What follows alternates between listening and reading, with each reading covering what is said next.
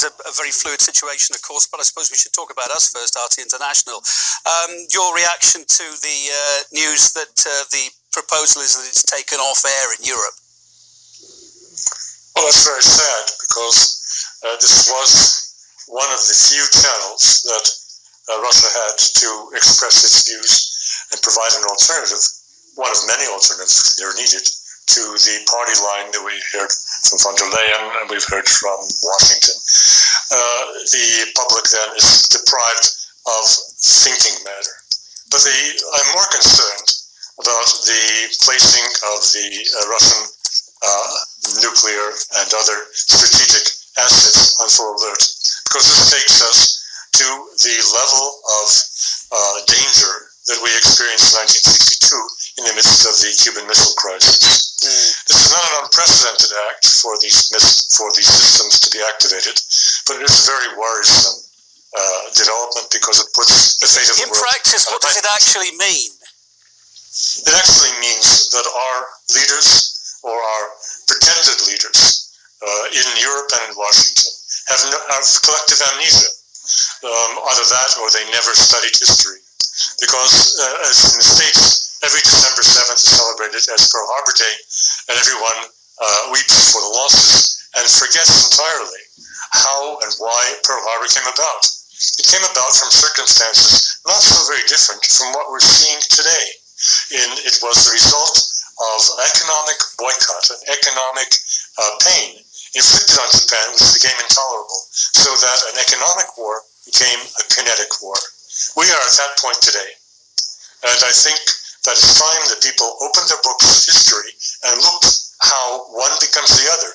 Biden said yesterday that he is imposing these economic pains on Russia to avoid World War III. But as he's proceeding, he is about to cause World War III.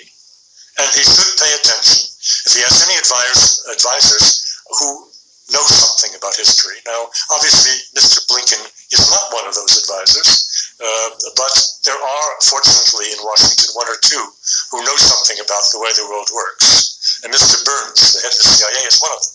It would be very helpful if he stepped in.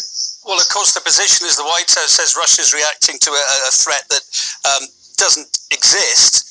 Why does Russia feel so threatened by NATO's expansion, though, over the last few decades? Well, I'm sorry, this discussion is for the children's sandbox. You don't, either you understand how the world works, or you believe in virtual worlds, which is unfortunately what most of American elites are engaged in. They don't want to face the world as it is. And the world as it is, NATO is an offensive bloc that is kept together by hatred for Russia. It would lose its raison d'etre if it should make any accommodation with Russia and create a new security architecture for Europe. These are the sad facts. And so I don't go into a long explanation. There's no need for it.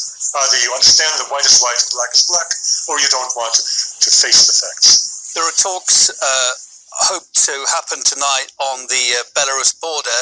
The Russian delegation's going there. It's still in Belarus. What hope for any breakthrough, or is it too early? We'll see. I think it's improbable. Mr. Zelensky himself is reported to have said that he doesn't expect these to succeed. And if anyone knows, he should know. But of course it's preferable if they talk than if they not talk. However, this under no circumstances should hold up the denazification program, which the Russians have as their present objective, and which is guiding their military actions on Ukrainian territory.